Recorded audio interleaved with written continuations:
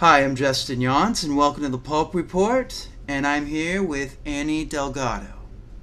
Thank you for doing this interview, Annie. Of course, thanks for having me. Wonderful. So, where are you from?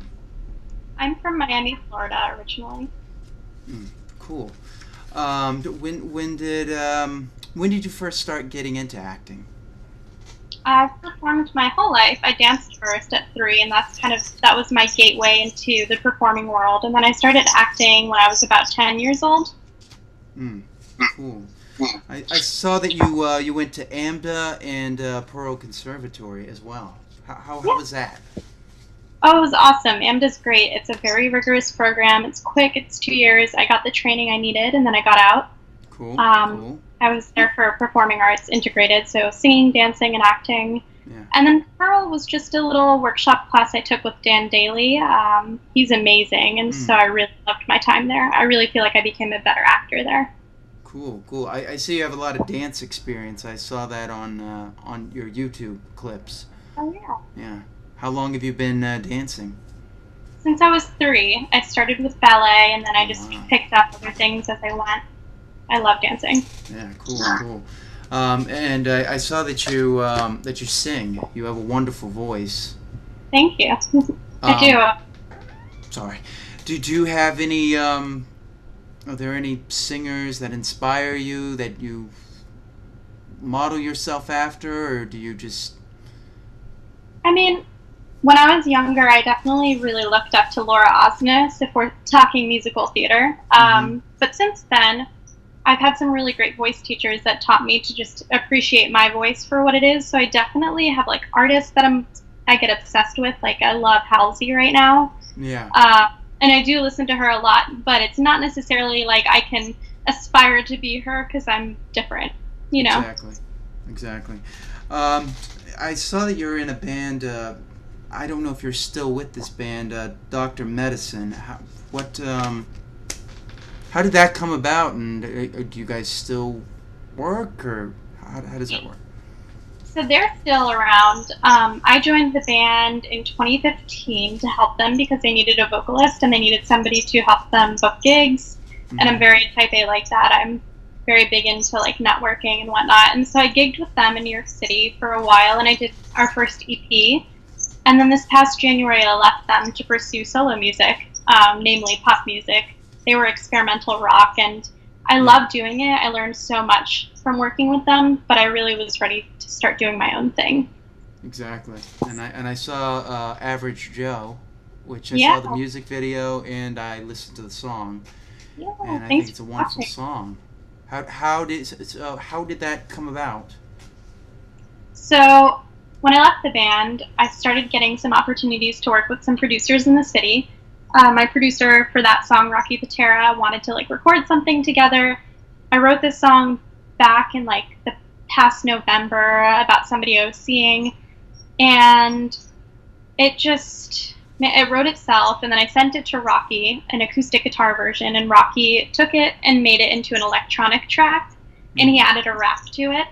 And then Yeah. my really great colleagues Frank and BC made the music video for me. Cool. Cool. Yeah. Wow. Um, you did Molasses as well as you played Hero in theater. You did Molasses at the Davenport. Tell me a little bit about that. That was a great process. I was with that show from the very beginning. So when there's a new musical, usually there's workshops, and then Mm-hmm. there's previews, and then it goes on to wherever. And so I started with Molasses in their first workshop in New York City. I did that. I continued and did the second workshop. There was a little bit of a change in cast. And then a year later, the show went off Broadway and they kept me with it, which I was really grateful for. And I was able to do it off Broadway at the Davenport Theater. It's a beautiful story. Not many people know about it. It's about the molasses crisis in Boston during the like industrial era. This molasses tank, it was making molasses for World War II, exploded, and it actually really like killed a lot of people and harmed a lot of people. And so the story is about that. Wow. Yeah, Interesting. very happy. Yeah. How did you like performing on the Davenport stage? Oh, I loved it. It was really cool to do a show in your hometown. I feel really grateful because a lot of actors, to get paying work, they have to pack up and leave town and go to like a different, small town that has a regional theater. Yeah. It's kind of like Broadway or no pay in the city a lot of the times. Yeah. And so I was really, really grateful to get a paid opportunity here in the city and to, you know, go to work doing what I love right here in my hometown. Cool, cool. And so you played Hero in Much Ado About Nothing. How was that? Great. I love Shakespeare. Yeah? And Much Ado About Nothing, oh yeah, has been one of my favorite plays forever, especially because of the Kenneth Branagh movie. Mm. Um, Yeah. but Hero was not my favorite character. I love Beatrice, but Yeah. I'm not a Beatrice. I'm a hero to a fault. Yeah. Um, Yeah. No, when I saw that, I was like, yeah, you're perfect for Hero. So it's great. Thank you. Yeah. I definitely think I'm a Beatrice, but I definitely am a hero.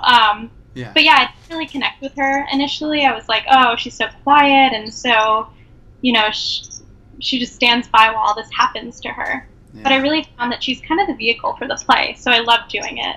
And it was so much fun playing with the other actors every night. What other Shakespeare plays do you like? I love Cymbeline, which is one of his later plays. It's kind of joked as like a mishmash of all of his plays in one. And I just read Troilus and Cressida, which I really love.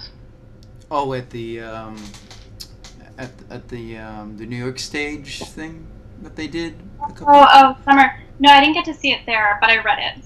Oh, you I read? just Yeah. love the entire anthology of Shakespeare, and I'm reading it cover to cover like a big nerd. Oh wow, wow, that's a big undertaking. Wow. Yeah, I love it though. So you're working on Dry Time. How did that come about? I've been in the city for 4 years. I've been acting. I was in college and then I got out of college, and I noticed that at a lot of auditions, women are expected to do. Like there's always like nudity expected, which is fine. Like I'm a big fan of nudity, but I don't want to be nude for no reason, right? Exactly. To the point of justification. And so that, along with a lot of the roles being like girlfriend, girlfriend of Tommy, who has this like epic description, but the girlfriend is like, must be beautiful. I hated that. I was so tired of it. And so I wanted to take ownership of my career, and I wrote this show. It has 5 strong female characters, and it's about these 5 girls kind of navigating New York City in that in-between period, between school and your career taking off and having to do the day job hustle. And they work at a nail salon, so it's kind of like a double entendre, dry time, waiting for your nails to dry, waiting for your life to start. Yeah. Yeah. What how was the writing? Because you wrote this as well, right? I did. So I wrote the first draft by myself, and then I decided I really wanted some other eyes involved. So I got Shan Smith and Ari Cohen involved. They're 2 phenomenal writers. Shan is based in New York, and Ari is in Toronto, Canada. Mm-hmm. And we've been working on season 1 together. So we're about like 5 or 6 episodes in. Cool. So you got 5, 6 episodes already, written out. Cool. Yeah, exactly. And you shot the pilot. Did you shoot the pilot in New York? We did. Everything was based in New York. We worked on a lot of partnerships, and so we were able to shoot at a lot of local businesses and kind of give them a shout out in the show. Cool. Is there anything? I see you sing. Is there a musical that you would like to be in? That I would plan to be in? Yeah, that you'd like. Yeah. Like a dream show? Yeah, a dream show. Exactly. Yeah. I would die to be Bonnie and Bonnie and Clyde. I got to work on my criminal, my criminal essence, because I don't exactly read criminal right now. But I love the music. It's gorgeous. And I also would love to be in Bright Star. That one's also gorgeous. Star. Yeah, it's some good stuff. Well, cool. Well, once again, thank you for doing this. I really appreciate it. Well, thanks for having me. This fun. is great. So once again, you can reach us at Facebook on @PulpReport or Twitter, which our handle is @TheIrrelevantOP. And thank you, Annie.